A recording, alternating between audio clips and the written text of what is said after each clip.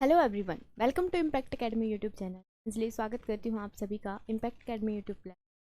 आज हम करने वाले हैं हमारे एक नए चैप्टर की, जो कि आपकी रहेगी वाली क्लास, और जिसका नाम आपको मैं यहाँ पे बता देती हूँ। दैट इज़ रहने वाला है आज ग्रेविटी। आज जो हम क्लास करेंगे वो हम करेंगे यहाँ पे ग्रेविटेशन।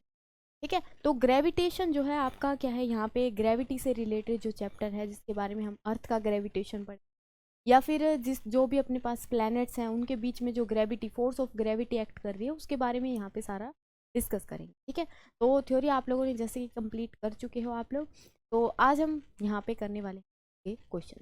ठीक है, तो रेडी हो सभी? चलिए, इसके बारे में अगर मैं जनरल इन्फॉर्मेशन दूँ आपको, तो वो क्या होगी कि हमारे पास, जैसे कि हमने न्यूटन्स लॉ ऑफ ग्रेविटेशन पढ़ा। हमने क्या पढ़ा है? न्यूटन्स लॉ ऑफ ग्रेविटी, ये पढ़ा हुआ है सभी ने। ठीक है, ये क्या कहता है कि हर एक जो भी इस यूनिवर्स में जो बॉडीज प्रेजेंट हैं, हर एक के बीच में क्या हो रहा है? एक फोर्स एक्ट कर रही है, and that force is known as the gravitation. हर एक मैसिव बॉडी के बीच में, जिस बॉडी के पास मास है, यानी कि मटेरियल बॉडी अगर कोई भी है, उनके बीच में क्या कर रहा है? एक फोर्स ऑफ ग्रेविटी लग रही है, जिसको हम क्या बोल रहे हैं? यहाँ पे ग्रेविटेशन। ठीक है, जैसे कि आप लोगों को पता होगा, अगर मैं पूछूं यहाँ पे अपने पास फंडामेंटल फोर्सेज कौन सी है? फंडामेंटल फोर्सेज, तो फंडामेंटल फोर्सेज हम यहाँ पे चार डिस्कस कर, कौन कौन सी होती हैं? अगर फंडामेंटल की बात करते हैं तो फर्स्ट होती है मेरे पास स्ट्रॉन्ग न्यूक्लियर, होगी स्ट्रॉन्ग न्यूक्लियर। सेकंड की अगर यहाँ से बात करते हैं तो सेकंड फोर्स होगी मेरे पास वीक न्यूक्लियर, वीक।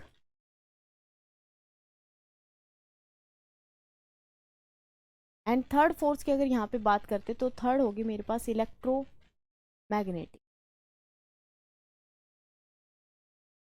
कौन सी होगी? Electromagnetic force. And fourth one is that gravitation. Fourth कौन सी होगी यहाँ पे? ग्रेविटेशन। तो ग्रेविटेशनल फोर्स क्या है? एक वो फोर्स है जो कि हमारी रहेगी फंडामेंटल। ठीक है, और फंडामेंटल फोर्सेस है, इसका मतलब हर एक यूनिवर्स के हर एक पार्ट में क्या है? एक्ट कर रही है। ठीक है, यानी कि वेरी नहीं करेंगी, वो डिपेंडेंसी अलग होगी, फोर्स ज़्यादा लगेगी कम लगेगी, बट लगेगी फोर्स। ठीक है, फंडामेंटल फोर्सेस की सबसे लास्ट वाली रेंज में आती है ये वाली, यानी कि सबसे स्ट्रॉन्ग ये वाली होगी, ये मैंने उसकी स्ट्रेंथ के अकॉर्डिंग लिखा है, सबसे स्ट्रॉन्ग ये वाली होंगी। दूसरे नंबर पे अगर देखें तो weak nuclear force, then electromagnetic force, and सबसे जो वीकेस्ट फोर्स है, एक तरीके से क्या बोला जाता है? इनको वीकेस्ट फोर्स बोला जाता है। ये कौन सी होती हैं? ग्रेविटेशनल। इन्हीं के बारे में हमने क्या करना है अभी? डिस्कस। ठीक है यहाँ तक? ओके, चलिए। तो न्यूटन्स लॉ ऑफ ग्रेविटेशन क्या कहता है? अगर मेरे पास दो मासेस, एक m1 मास है, एक m2 मास है, दोनों को किसी डिस्टेंस पे सेपरेट किया है, and that distance is r। अगर हमने दोनों को क्या किया है? सम डिस्टेंस r पे सेपरेट किया है, तो क्या होगा? इनके बीच में जो फोर्स एक्ट करेगी, फोर्स जो एक्ट करेगी वो क्या होगी? इन मासेस के डायरेक्टली प्रोपोर्शनल होगी। एंड यहाँ पे ये जो आपको डिस्टेंस दिख रहा है, इस डिस्टेंस की क्या होगी? इनवर्सली प्रोपोर्शनल होगी। जैसे कि अगर मैग्नेट वाले हिसाब से समझे तो मैग्नेटिक फोर्स भी कुछ इसी तरीके से एक्ट करती है, या मासेस जो है, मासेस अगर बड़े बड़े होंगे तो उनके बीच में जो फोर्स ऑफ अट्रैक्शन है या फोर्स ऑफ ग्रेविटेशन है, वो क्या होगी? हायर होगी, ग्रेटर होगी। ठीक है, अगर मासेस के बीच में डिस्टेंस कम है तो फोर्स क्या लगेगी? ज़्यादा लगेगी। डिस्टेंस ज़्यादा है तो फोर्स लगेगी कम। ठीक है, तो ये क्या है? इसके स्क्वायर के इनवर्सली प्रोपोर्शनल। ठीक है, डिस्टेंस के स्क्वायर के क्या है? इनवर्सली प्रोपोर्शनल है। And if we combine these two equation, then we will get m1 m2 by R square.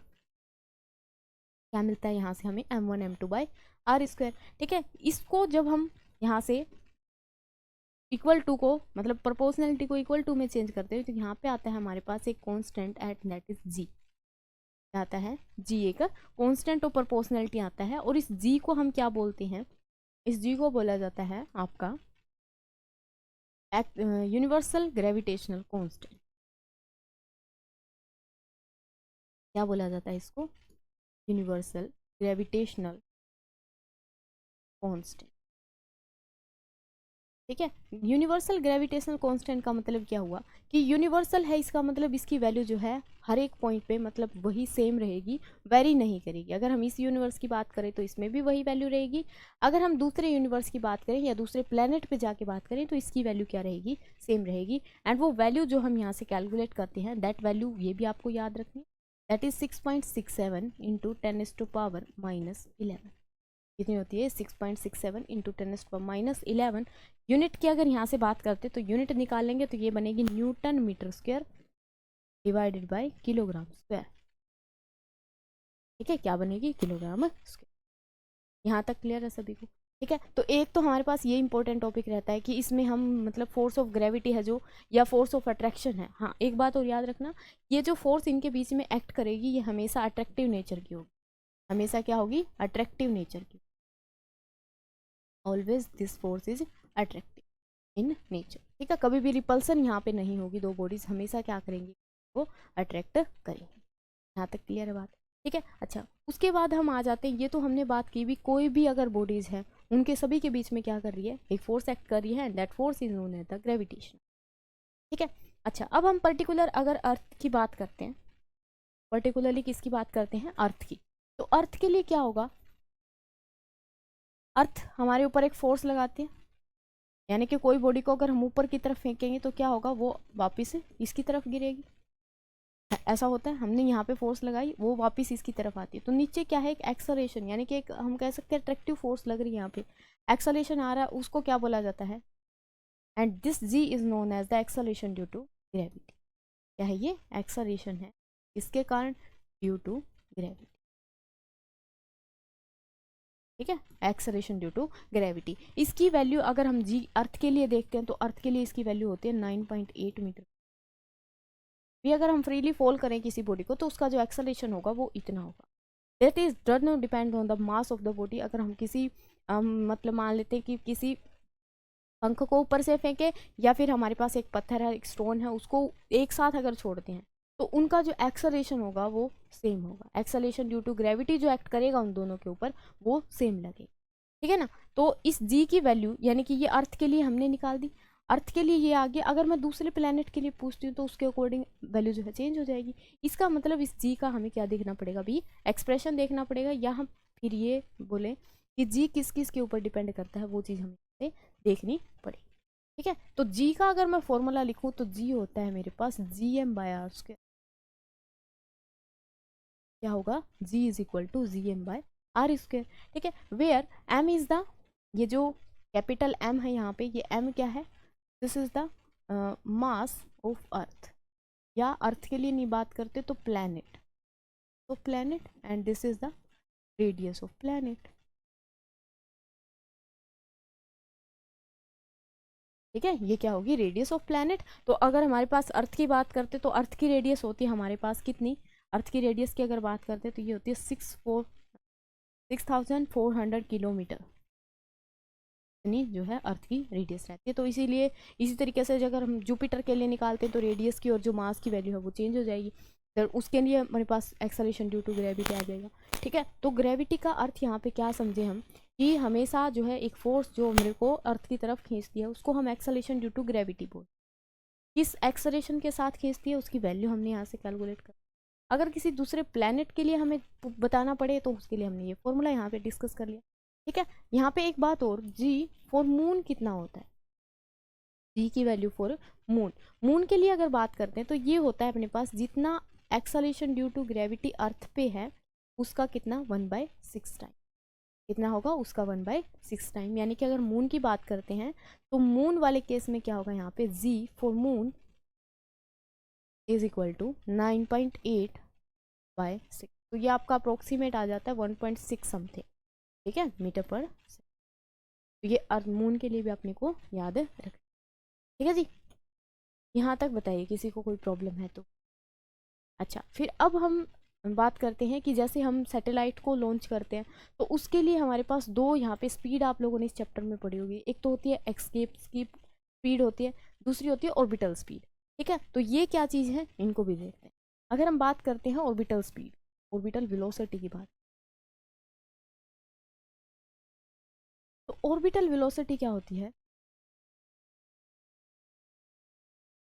Orbital velocity, ये वो वेलोसिटी होती है, मान लेते हैं कि ये अर्थ है और अर्थ के अराउंड कोई सैटेलाइट यहाँ पे क्या कर रहा है? रिवॉल्व कर रहा है।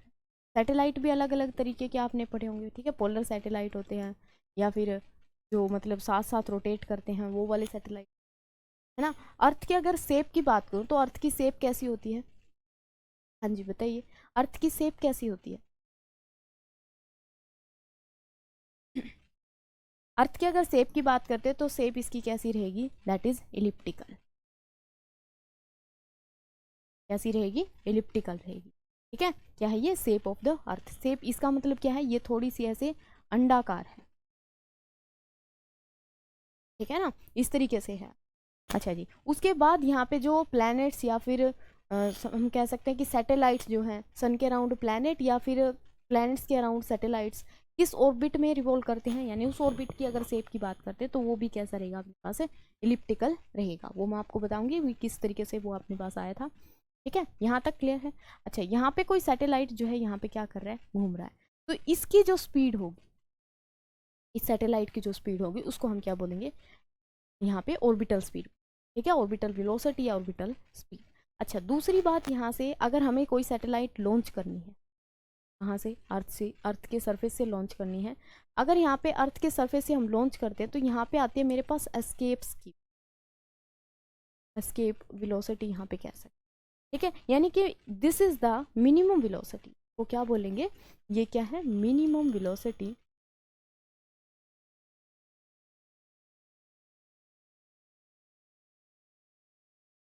विद विच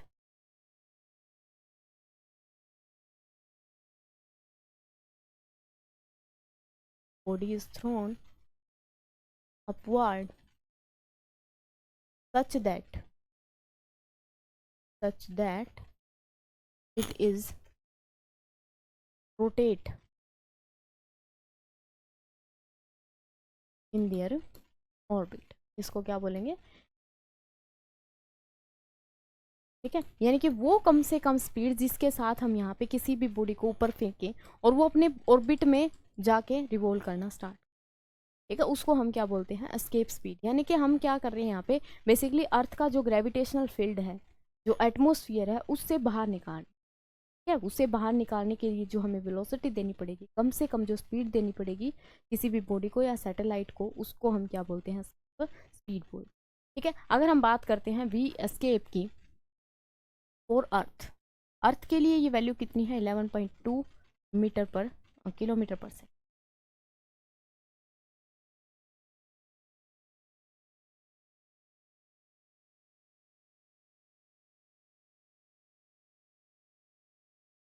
ठीक है, इसकी जो वैल्यू कितनी रहेगी अर्थ के लिए? 11.2 किलोमीटर पर। क्लियर है? ओके, अगर हम ऊपर देखते हैं यहाँ पे जी की वैल्यू, जैसे हमने यहाँ पे जी को डिस्कस किया था कि जी जो है इस तरीके से वेरी करता है। जी की अगर मैं मैक्सिमम वैल्यू की बात करूँ तो जी जो है मैक्सिमम कहाँ पे होगा? अगर जी की वैल्यू देखें तो अर्थ के सरफेस पे ये क्या मिलेगा? मैक्सिमम मिलेगा। ऊपर जाएंगे तो भी वैल्यू क्या करेगी? डिक्रीज करेगी। जी की वैल्यू क्या करेगी? डिक्रीज करेगी। और हम अर्थ के नीचे जाएंगे तो भी जी की डिक्रीज। क्लियर है यहाँ? ठीक है, जी की वैल्यू क्या करेगी? डिक्रीज करेगी दोनों ही केस में। अगर इसकी वैल्यू पूछे सेंटर पे कितनी होगी तो जी जो है सेंटर पे कितना होता है? 0। जी सेंटर पे कितना होगा? ठीक है जी, यानी कि हम कहेंगे सेंटर पे कोई भी यहाँ पे acceleration due to gravity act नहीं करेगा। तो अब देखते हैं हमारे पास जो क्वेश्चंस हैं वो किस तरीके से यहाँ पे है। इसको नोट कीजिए सबसे पहले तो, ये जो फॉर्मूलेज हैं अपने या फिर इंपॉर्टेंट थिंग्स जो है यहाँ पे इस वाले पेज पे, इनको नोट कीजिए सभी।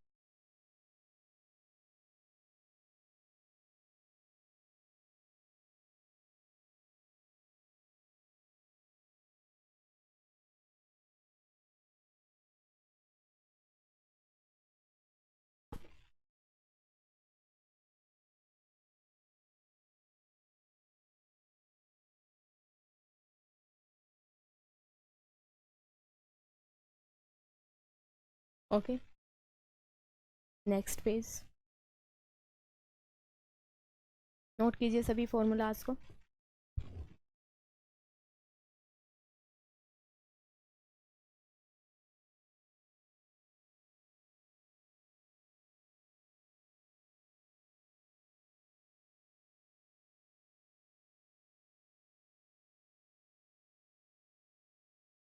ठीक है, ये वैल्यू यहाँ से ध्यान रखो। क्लियर? चलिए अब मूव करते हैं क्वेश्चंस की तरफ। तो क्वेश्चन इसमें चैप्टर में कैसे होंगे वो देखिए।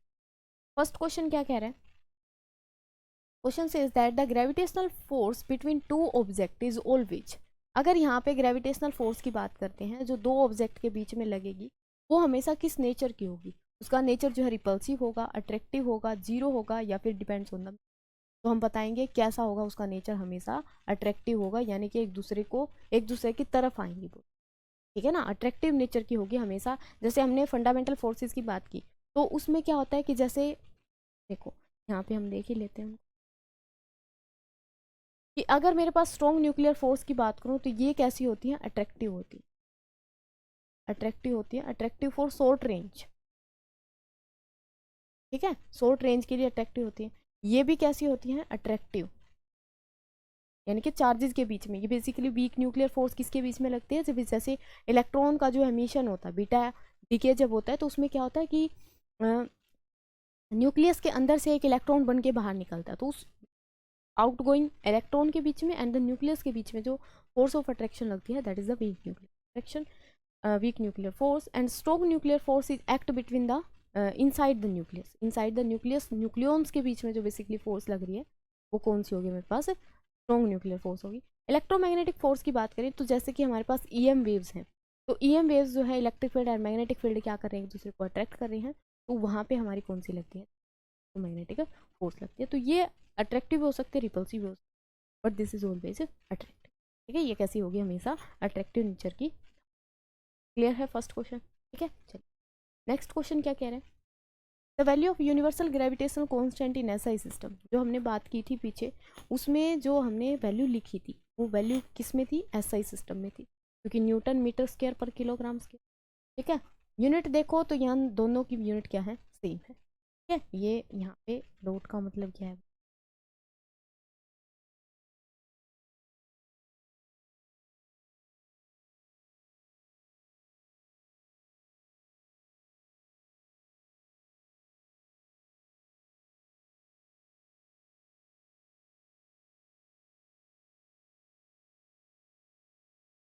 यहाँ पे है माइनस पावर, यहाँ पे भी -1 पावर। ठीक है, चलिए अब बताइए इसका आंसर क्या आएगा? मेरे पास जो फर्स्ट ऑप्शन है दैट इज 6.67 इंटू 10⁻11, या फिर 6.67 इंटू 10⁻11, 6.67 इंटू 10⁻11। कौन सी यहाँ पे जो है करेक्ट वैल्यू होगी अपनी जी के लिए? तो ये वैल्यू क्या होगी? इनकरेक्ट होगी, कि जी की वैल्यू होती है -4। ठीक है, और इसकी यूनिट की अगर बात करें तो न्यूटन मीटर स्क्वायर पर किलोग्राम। ये क्या आएगी? इसकी यूनिट भी पूछ सकता है। अच्छा, इसकी डायमेंशन की अगर बात करते हो तो डायमेंशन भी आप लोगों को पता होना चाहिए जी का। बेसिकली हमने फॉर्मूला पढ़ा F is equal to GMM by R square, ये पढ़ा था, GM1 M2 bye R square. ठीक है, यही पढ़ा था। तो यहाँ से जी की वैल्यू अगर निकालते हैं तो जी क्या आएगा मेरे पास? F into R square divided by M square लिख दूँ इसको मैं। एम इंटू एम है, डायमेंशन निकालने के लिए तो एम स्क्वायर लिख सकते हैं। ठीक है, फोर्स का डायमेंशन बताइए यहाँ से क्या आएगा? M1L1T-2। और यहाँ से आर का अगर देखेंगे तो आर का क्या आएगा? L1 आएगा, बट स्क्वायर है तो हम क्या कर देंगे? इसका स्क्वायर कर देंगे। नीचे क्या आएगा मेरे पास? That is M square. क्या आएगा? एम। क्लियर है यहाँ तक? ठीक है, इनको सभी को मर्ज कर दो। मर्ज अगर करेंगे तो M-1, क्योंकि 1 ऊपर है, -2 नीचे है, देन -1। L कितना होगा? 1 यहाँ से, 3 यहाँ से, दैट इज L3। और यहाँ से कितना होगा? T-। ठीक है, आप लोगों को अगर ध्यान हो तो ये डायमेंशन वाले चैप्टर में भी हमने ड्राइव किया था, फॉर्मूला इसका इस चैप्टर में। ठीक है, यहाँ तक बात क्लियर हुई? ओके, नेक्स्ट क्वेश्चन देखते हैं। थर्ड क्या कह रहा है? The gravitational force between the two masses become 4 time.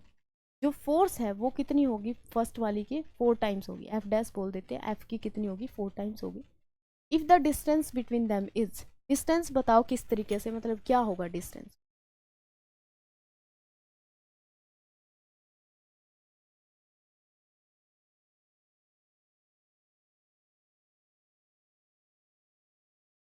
ठीक है, तो अगर हमारे पास फोर्स जो है 4 टाइम हो रही है तो हमें बताना है डिस्टेंस कितने टाइम्स होगा। तो फोर्स देखो कितनी होती है? G M by R square, G M M by R square. यानी कि हम डायरेक्टली कह दें कि जो आर है वो इन्वर्सली प्रोपोर्शनल है, आर स्क्वायर इन्वर्सली प्रोपोर्शनल है। तो यहाँ से एफ फर्स्ट वाली यही मान लेते हैं, एफ फर्स्ट वाली ये मान ली, और एफ डैश जो है वो ये मान ली, 1r2 स्क्वायर। दोनों को क्या कर दें, डिवाइड कर दें। डिवाइड अगर करेंगे तो क्या बनेगा, एफ डैश को मैं ऊपर ले लूँ, F dash divided by F is directly, हमें सिर्फ डिपेंडेंसी बतानी है तो हम प्रोपोर्शनलिटी में भी बता सकते। एफ डैश की वैल्यू रखेंगे 1/r2 स्क्वायर, ऊपर क्या आएगा r1। ठीक है, r1 इसमें f1 और f डैश में क्या रिलेशन था कि f डैश जो है 4 टाइम्स ऑफ f के इक्वल है। यहाँ पे पुट करो, f डैश की जगह पे कितना पुट कर देंगे, 4 time of f and that divide by f, that is equal to r1 square and r2 square. Proportionality वाला वैसे भी कट जाएगा तो ये इक्वल टू में ही बचेगा, ठीक है ना। चलिए, तो f से f कैंसिल हो गया, यहाँ पे r2 की वैल्यू निकालनी थी, r2 square that is equal to r1 square divided by 4, क्या कर दे दोनों तरफ square root, square root means power कितनी, हाफ। यहाँ से देखेंगे तो यहाँ पे बचेगा r2 इज इक्वल टू, यहाँ पे r1 का करोगे स्क्वायर रूट करोगे तो कितना होगा, स्क्वायर से ये root cancel, that is r1 and divided by 2। यानी कि हमने रेडियस को क्या किया था, 1 का हाफ किया। अगर मेरे पास जो है फोर्स 4 टाइम हो रही है, इसका मतलब हमने रेडियस को क्या किया है, हाफ किया है। तो कौन सा ऑप्शन यहाँ पे करेक्ट होगा, दैट इज ऑप्शन बी आपका क्या रहेगा, करेक्ट ऑप्शन रहेगा। ऑप्शन बी आपका क्या रहेगा, करेक्ट रहेगा। क्लियर है यहाँ तक, चीज़ें क्लियर है यहाँ तक, ओके। चलो नेक्स्ट देखते हैं। The force of gravitation between the two bodies depends on, force of gravitation जो है दो बॉडीज के बीच में वो डिपेंड करती है किस किस के ऊपर। देखो फोर्स ऑफ ग्रेविटी क्या होती है, G M M by R पर, बता दो किस किस के ऊपर डिपेंड करती है। तो वो डिपेंडेंसी रहेगी किसके ऊपर, आपकी मासिस के ऊपर एंड द रेडियस के ऊपर। तो क्या है option, their mass is only, only नहीं आएगा, डिस्टेंस ओनली नहीं, both mass is and distance between them, दोनों के ऊपर क्या करेगी, वो डिपेंड करेगी। अगर डिस्टेंस कम है तो फोर्स क्या लगेगी, ज़्यादा लगेगी, और अगर डिस्टेंस ज़्यादा है तो फोर्स की कम लगेगी। क्लियर है, okay. Question number 5, the acceleration due to gravity on the surface of earth is maximum. ये कह रहा है कि एक्सेलेरेशन ड्यू टू ग्रेविटी जो है सरफेस ऑफ अर्थ के ऊपर कहाँ पे मैक्सिमम। हमने ये 3 केसेस देखे थे इसकी, कि ये अगर मेरे पास अर्थ है, ये सेंटर ऑफ अर्थ है, तो इसकी जो वैल्यू है वो मैक्स मिलेगी कहाँ पे, सरफेस, कहाँ पे मिलेगी, सरफेस पे। ऊपर जाएंगे तो भी जी की वैल्यू क्या करेगी, डिक्रीज करेगी, नीचे आएंगे तो भी वैल्यू क्या करेगी, डिक्रीज करेगी। अब ये कह रहा है कि सरफेस पे तो मैक्सिमम होगी, सरफेस पे भी बताओ कहाँ पे मैक्सिमम होगी, क्योंकि अर्थ की शेप है ऐसे, अर्थ की शेप कैसी है, ऐसे इलिप्टिकल है, इस टाइप से है। तो इस वाली ऊपर वाली पोजीशन को हम क्या बोलते हैं, इसको बोला जाता है पोल, ठीक है। यहाँ पे इनको क्या बोला जाता है, पोल। और इस वाली डिस्टेंस को, इसको बोलते हैं हम, क्या बोला जाता है, इसको इक्वेटर बोला जाता है, ठीक है। अब जी की वैल्यू हमने क्या पढ़ी थी, जी जो आएगा ना हमारा, वो आएगा G M by R square के, G M by R square के, ठीक है। यानी कि रेडियस पे वो कैसे डिपेंडेंट कर रही है, इन्वर्सली पर, रेडियस ज़्यादा, यहाँ पे ज़्यादा है वैल्यू, यहाँ पे क्या है, कम है, तो इसके लिए जी की वैल्यू क्या होगी, कम होगी। पोल के लिए जी की वैल्यू क्या होगी, दैट इज ग्रेटर होगी as compare to the equator. तो यहाँ पे क्या मिलेगी, पोल्स पे ज़्यादा मिलेगी, पोल्स पे क्या मिलेगी, वैल्यू ज़्यादा मिलेगी, क्योंकि वहाँ पे क्या है, डिस्टेंस कम है। समझ आई इतनी बात, समझ आ गई यहाँ तक सभी को, ठीक है। Next question, the value of G decreases as we go. ये कह रहा है कि जी की वैल्यू कहाँ पे डिक्रीज करेगी, कहाँ पे जाने पे, अगर हम पोल की तरफ जाएंगे तब करेगी, सेंटर की तरफ जाएंगे तब करेगी, या फिर इक्वेटर की तरफ जाएंगे तब करेगी, या फिर बी एंड। देखो इक्वेटर की तरफ जाने का मतलब क्या है, टुवार्ड्स द इक्वेटर, यानी कि हम यहाँ से यहाँ जाते हैं तो भी वैल्यू क्या करती है, डिक्रीज करती है। और दूसरा ऑप्शन कह रहा है कि टुवार्ड्स द सेंटर, अगर हम सेंटर की तरफ जाएंगे तो यहाँ पे वैल्यू क्या करेगी, डिक्रीज करेगी। तो इन दोनों ही केसेस में क्या करेगी, जी की डिक्रीज करेगी, that is our option D will be the correct option, ठीक है। डी आपका क्या रहेगा, करेक्ट ऑप्शन, ओके। क्लियर है यहाँ तक, ठीक है जी। Next question,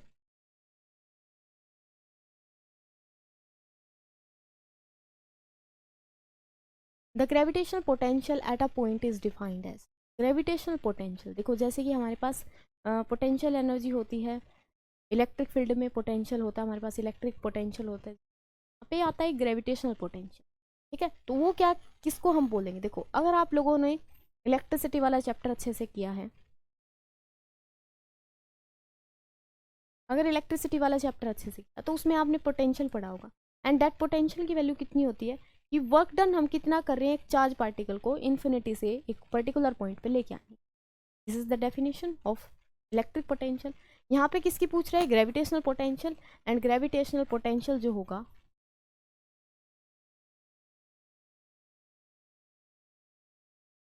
potential that is defined as the work done to moving a mass from infinity to that point, किसी एक पर्टिकुलर मास को लेके आने के लिए, क्योंकि यहाँ पे मास है चार्ज की जगह रिप्लेस कर रखा है, ठीक है ना, तो क्या होगा work done by gravitational force या work done per unit mass in bringing it, ठीक है, यहाँ पे आएगा bringing a unit mass in bringing from infinity to particular point, ठीक है। और potential energy per unit charge होगी, potential energy per unit charge तो क्या होती है, इलेक्ट्रिक पोटेंशियल एनर्जी होती है। हमसे क्या पूछा है, इलेक्ट्रिक पोटेंशियल होता है, सॉरी, हमसे क्या पूछा है, ग्रेविटेशनल पोटेंशियल पूछा है, and that is the work done per unit of mass to bring a charge part mass from infinity to that, ठीक है, उसको हम क्या बोलते हैं, ग्रेविटेशनल पोटेंशियल एनर्जी को। क्लियर है, ठीक है। चलिए नेक्स्ट क्वेश्चन है, ग्रेविटेशनल फील्ड इंटेंसिटी, जो ग्रेविटेशनल फील्ड इंटेंसिटी है बेसिकली ये क्या है, स्केलर है, वेक्टर है या टेंसर है, बताइए क्या इसका आंसर रहेगा। हाँ जी, आप लोग बताओ क्या आंसर आएगा इसका। ग्रेविटेशनल फील्ड इंटेंसिटी अगर देखें तो ये क्या है कि इंटेंसिटी मतलब की है पर्टिकुलर एरिया में से how much number of lines, how number of gravitational field line passes, ये क्या रहेगी अपने पास एक वेक्टर क्वांटिटी, कैसी रहेगी, एक वेक्टर क्वांटिटी रहेगी, न्यूमेरिकल में हम इसकी वैल्यू जो है डिस्कस करेंगे, ठीक है। Next question, the potential energy of satellite of a mass m at a height from the earth surface, जो पोटेंशियल एनर्जी होगी अर्थ सरफेस से वो कितनी रहेगी, पोटेंशियल एनर्जी की बात करें एट अ हाइट h, क्या आएगा आंसर, हाँ जी क्या आंसर बनेगा यहाँ पे बताओ। देखिए अगर हम पोटेंशियल एनर्जी की बात करते तो वो होगी मेरे पास -gm/m r+h, अर्थ से अबोव सरफेस की बात कर रहे हैं, बिलो करेगा तो वहाँ पे क्या होगी, जो है डेप्थ में अगर आएंगे तो वो डेप्थ के अकॉर्डिंग वेरिएशन, ठीक है। तो अगर हाइट पे पूछता है तो अपना ऑप्शन कौन सा रहेगा, ए वाला करेक्ट रहेगा। Where the negative sign shows that, negative sign यहाँ पे क्या शो कर, this shows that the force is of attractive, force जो है वो कैसी नेचर की है, अट्रैक्टिव नेचर की है, अट्रैक्टिव नेचर की फोर्स में क्या कर रही है, एक्टिव कर रही है, ठीक है। तो ऑप्शन कौन सा करेक्ट रहेगा अपने लिए यहाँ पे, that is option A. Clear, ठीक है। नेक्स्ट देखो question number 10, the escape velocity from the earth surface is nearly, earth surface से नियरली मतलब एस्केप वेलोसिटी की वैल्यू बतानी, तो ये मैं आप लोगों के साथ डिस्कस करके आई पीछे।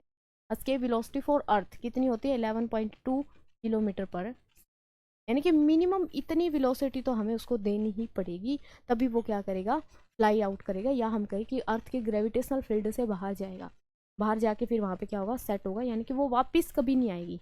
अगर हमने इतनी वेलोसिटी के साथ किसी बॉडी को फेंका है, अर्थ से छोड़ा है, तो वो वापस कभी भी नहीं आएगी, ठीक है। तो उसकी वैल्यू अर्थ के लिए कितनी रहेगी, दैट इज 11.2 मीटर पर किलोमीटर पर सेकंड, ठीक है।